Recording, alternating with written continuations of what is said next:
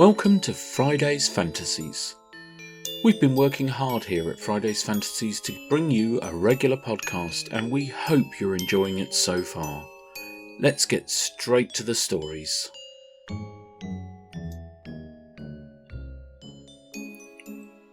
Cowboy. It was a hard life on the trail, and the cowboy looked hardened to it. As he swung open the half doors marking the transition from the stoop to the bar, a few heads turned, noting his single six-gun and his size. Despite the extra height in the doorway, the man had to crouch slightly to enter. His clothes were dusty and torn slightly, a light brown from the endless hours in the saddle. He drew himself up to his full height as he approached the bar. The barman was polishing a glass, inevitably, and dressed in a typical waistcoat and bar apron, hair pomaded and slicked with a single curl to the left of his forehead. The big cowboy leant on the bar rail and, hearing a faint creak, seamlessly transferred his hands to be flat on the polished bar top. He looked down from his nearly 7 feet and removed his hat, which he let fall beside him at his feet with a small thud and puff of dust. "I'd like some beer, sir." The barman smiled. It looked unnatural on his face, like a man without too much to smile about, but willing to practice. "Ain't no one called me sir in a long time. Once I've seen the colour of your money, you can call me Jeb." The big cowboy fished in his pocket for some change, and finding it, placed it carefully on the counter and sorted out the silver dollars, nickels, and dimes. The barman nodded and drew a long pint of amber fluid into a glass. "This here is a nickel," he said, but then reached for a shot glass and a whiskey bottle and poured into it an exact measure. "And this here is on the house, stranger." "Name's Bill," said the big man, taking a draught. He eyed the shot glass, and the barman looked uncertainly at it, and then Bill. "That okay, Bill?" The big man took another draught. "That's mighty fine, Jeb, and I don't want to snatch it up and take it down without another thought, if that makes any sense to you." Jeb looked at him through narrowed eyes and began polishing another glass. "Seems you a thinker for someone round these parts." Bill looked at him at length before replying. "Can't really speak to that, sir, Jeb." He took another long draught of the beer. "Ain't been around here, and I don't know these people, so I wouldn't want to speak out of turn." He took up the shot glass and swallowed the contents in one gulp. "I know that's some mighty fine whiskey you got there, Jeb, and I think I'd like another shot for sipping." "You good for a tab?" Bill nodded, and the barman poured another shot.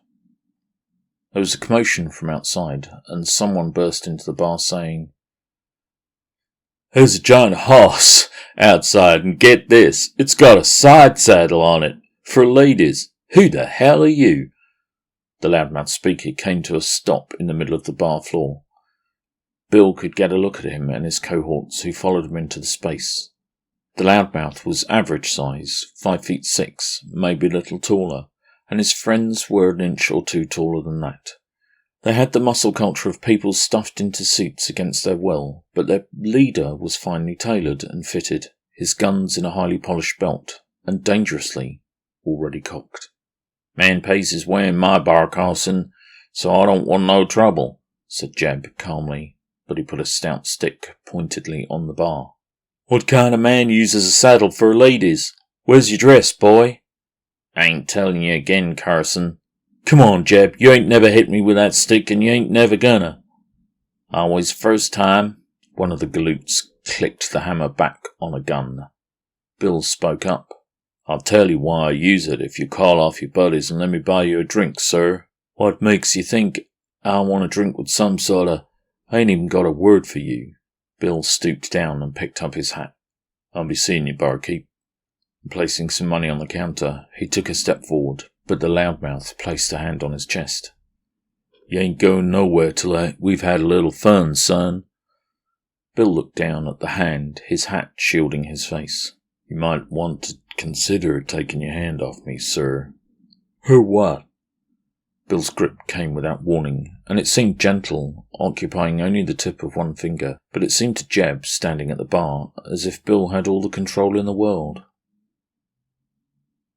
"I'm a patient man," said Bill, holding just the tip. Carson was turning white with pain and could not speak. "I am, so I'm going to wait patiently while your friends empty their weapons on the floor." "What makes you think we're going to do that?" they said. Bill adjusted his grip, and suddenly Carson could speak. "Do it, you assholes!" he shrieked.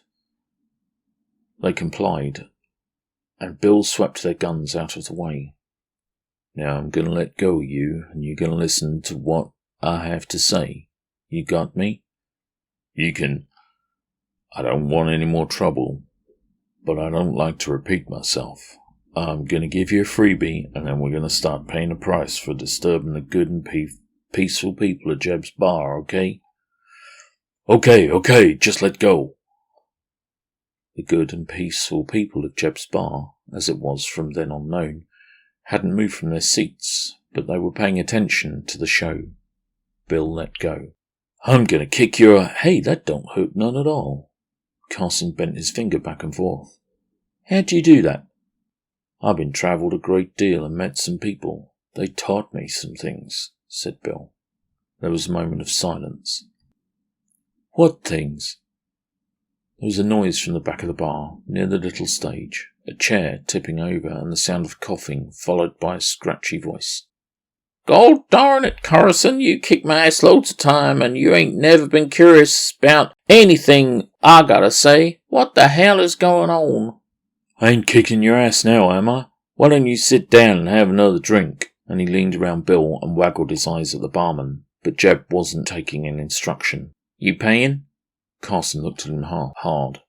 "Sure I'm paying. I ain't cheap." And while Carson turned his attention back to Bill, Jeb poured another beer for the old-timer. Carson looked at Bill closely. "You ain't stupid. Why didn't you cover that damn thing with a blanket?" he said. His men stood behind uncertainly, scuffling their feet. "God damn it, we ain't fighting now. Get yourselves a beer or get out and see to the horses." They left. Bill turned and went to the bar. "I'd like a beer and a chaser. For me, and one for my new associate here. And 2 beers for those men, please, Jeb." "Sure thing, Bill. I'll take the beers right out." Bill dropped his hat on the floor again. Now that Carson could see him without the fog of anger and bile, he could see that the tall man was greying slightly and had a thick, full moustache, overgrown like his hair. His eyes seemed to smile even when he wasn't trying, and there was an aura of peace upon him, as if there were nothing that could possibly happen to him. "I've been around all the world, Carson," said Bill, taking a long gulp of the beer.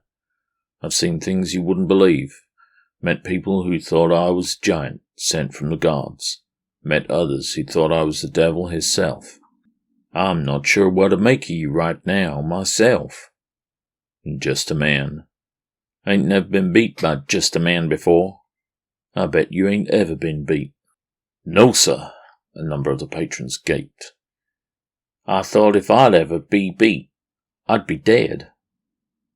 "Ain't worth a man's life for a little ridicule." "That ain't how I've lived, sir. Any man ridicule me, he a dead man." Bill nodded at Jeb, who refilled the glasses. "You feel bad about that?" Carson looked up, and the big man found, to his own ashamed surprise, that he couldn't see clearly. There was a moment of confusion, and then he realized that he had a tear in his eye. "What the hell you done to me? To answer your blanket question, damn horse don't like it, and he don't like me, so he gets it off." There was a pause, and Carson tried to keep his face straight, but then titter from the little audience sounded, and Carson burst out laughing as if a great river had, indeed, burst. He'd laughed as if he'd never laughed in his life. He laughed and cried, and put his head down on the bar and pounded with his hand, and laughed, and laughed, and laughed. It was a flood, and the people gathered up around him and Bill, and hoisted them aloft and took them outside, and paraded around with beer and laughter until sunset, and everyone was infected with it, as if spreading from person to person like a contagion. The citizens of the town came out to see what was going on, and the ladies and gentlemen and bakers and butchers and general store clerks, the sheriff and the priest and the barber, all came out.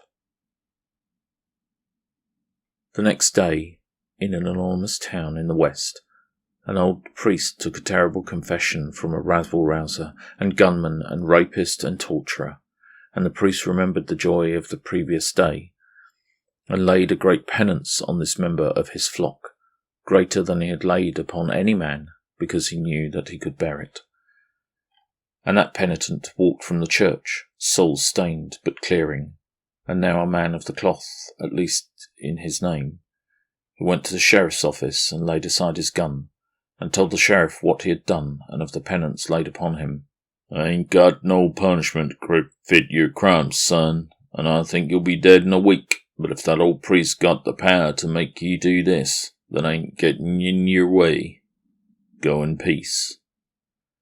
And the penitent left the town a few days later, having made a kind of peace with all the people there, by admitting and apologizing for everything.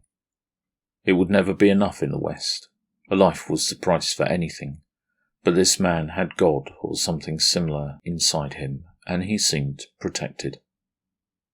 While that took a few days, Bill left the next, to much ado by the inhabitants, but insisted that he had places to go, places to be. And Jeb asked him one final question before the man rode away on the giant horse, with the giant saddle and its complicated binds. "You could have got that horse in the stable, big as he is, Bill. Why didn't you?" Bill looked at him, a clear, steady gaze. "I coulda. I was thirsty." "You didn't seem that thirsty, Bill." "I didn't say what I was thirsty for, Jeb." Jeb thought about this. "We going to see you again, Bill?" "If I make it right around again."